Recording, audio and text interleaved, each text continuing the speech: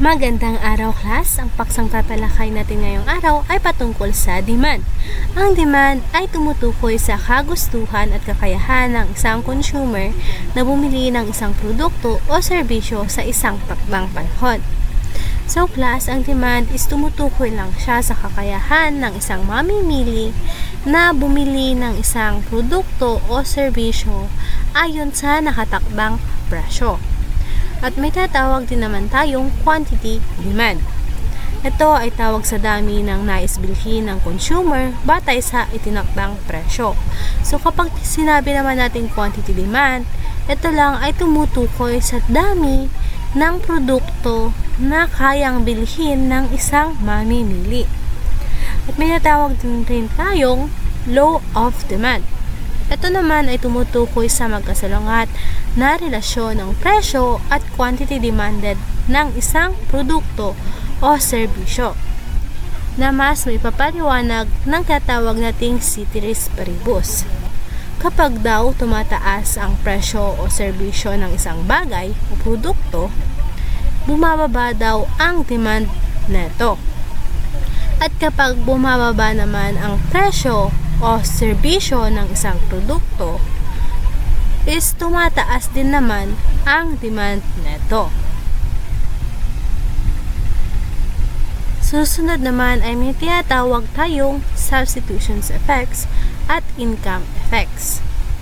So class, kapag sinabi nating substitution effects, ito ay tumutukoy sa pagpili ng alternatibong produkto ng mga mamimili kapag nagmamahal yung presyo ng isang produktong kanilang binibili. So halimbawa na lamang dito ay pumunta ng palengke yung isang ale. Tapos gusto niya raw is magtetenola siya. Ngunit itong pagdating niya sa palengke, nung bumibili na siya ng sayote na gagamitin niya, is mahal yung presyo ng sayote yon. Kaya mas pinili niya na lamang kumuha ng alternatibong produkto, which is ang papaya, na mas mura kaysa sa sayote na pwede rin namang gamitin pang tinola. Maliwanag ba, class? Next is income effects. So kapag sinabi naman natin na income effects, class, ito ay tumutukoy sa halaga ng kita ng isang mamimili or ng isang mamamayan.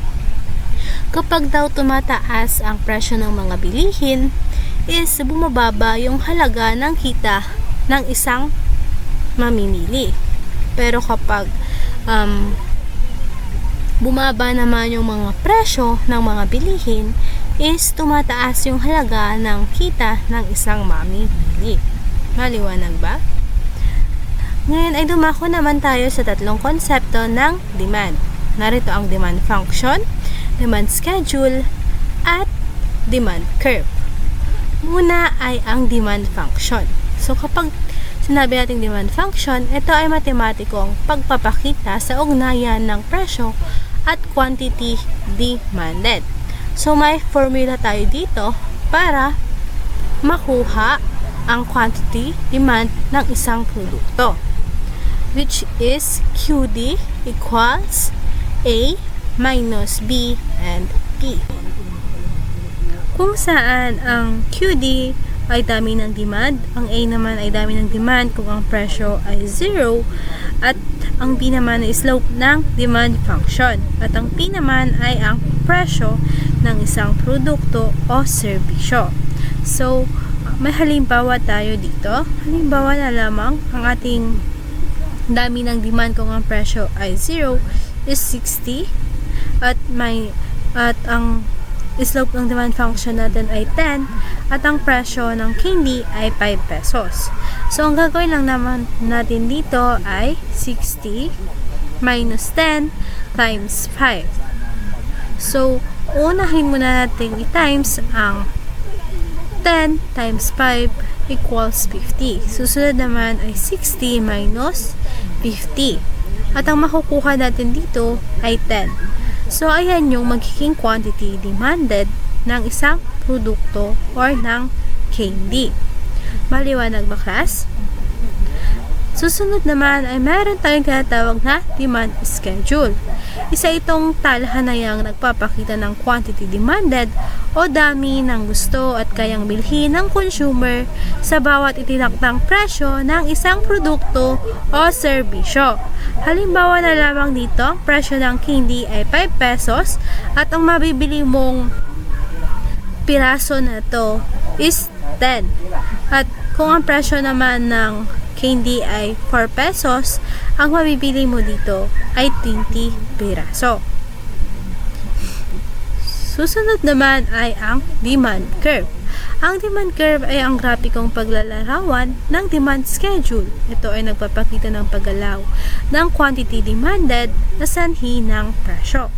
So, ito ang tinatawag nating demand curve. So, ang tawag sa presyo or sa tayong guhit ay y-axis at ang pahiga naman or quantity demanded ay tinatawag nating x-axis.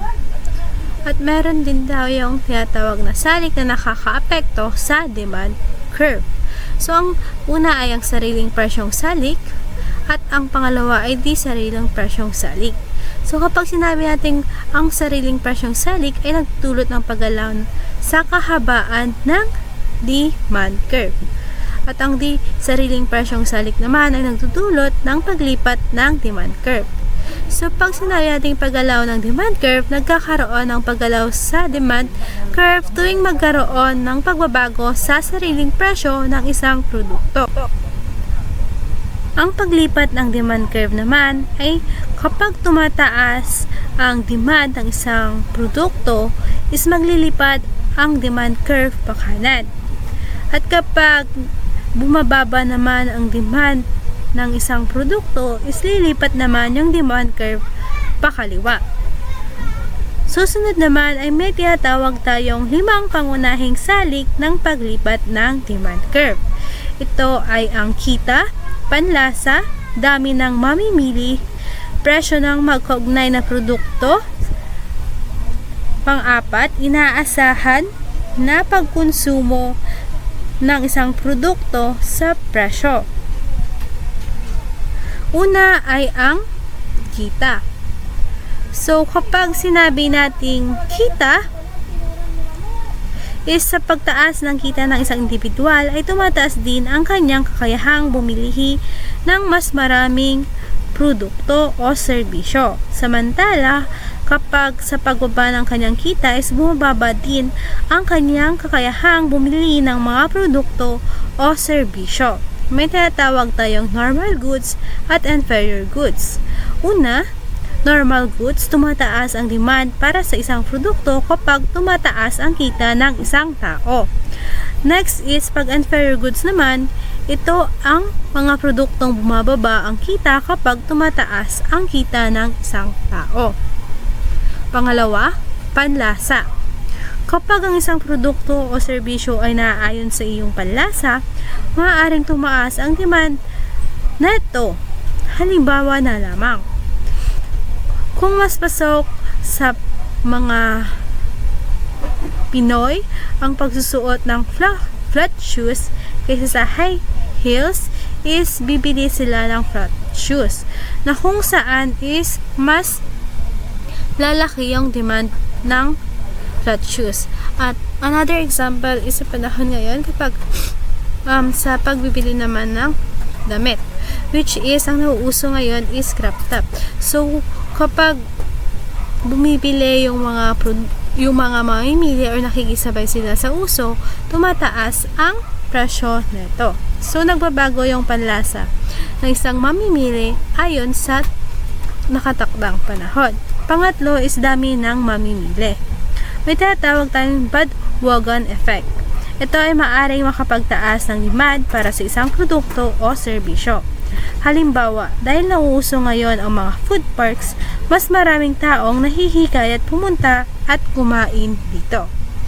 At may connected din ito sa panlasa. Sa halimbawa natin kanina, yung damit na crop top, which is napapanahon or nauuso ngayon, kaya dumadami yung mga mamimili. Pang-apat is presyo ng magkaugnay na produkto. May tinatawag tayong complementary goods. Ito yung mga produktong magkasabay na ginagamit. Ano mga pagbabago sa presyo ng kaugnay na produkto ay tsak na magbabago sa demand ng komplementaryong produkto. Halimbawa na lamang dito, ang presyo ng asukal at kape.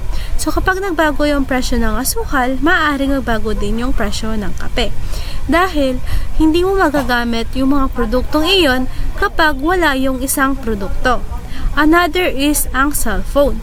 So kapag bumili ka ng cellphone, kailangan mo rin bumili ng SIM card para magamit or gumana ito. At may tinatawag tayong substitution goods. Ito ay mga produktong maaaring magkaroon ng alternatibo kapag tumataas ang presyo ng isang produkto. Panglima ay inaasahan ng mga mamimili sa presyo sa hinaharap. Kung inaasahan ng mga mamimili na tataas ang presyo ng isang particular na produkto sa mga susunod na araw, tataas ang demand para sa nasabing produkto sa kasalukuyan. So halimbawa na lamang dito ay yung nangyari sa atin noong pandemic. So inaasahan na magla-lockdown, kaya yung mga mamimili or yung mga mamamayan is nagdagsahang bumili ng mga grocery. So kapag inaasahan ng mga nagtitinda rin na magiging demanded yung isang product na yun, is itataas nila yung presyo ng isang produkto.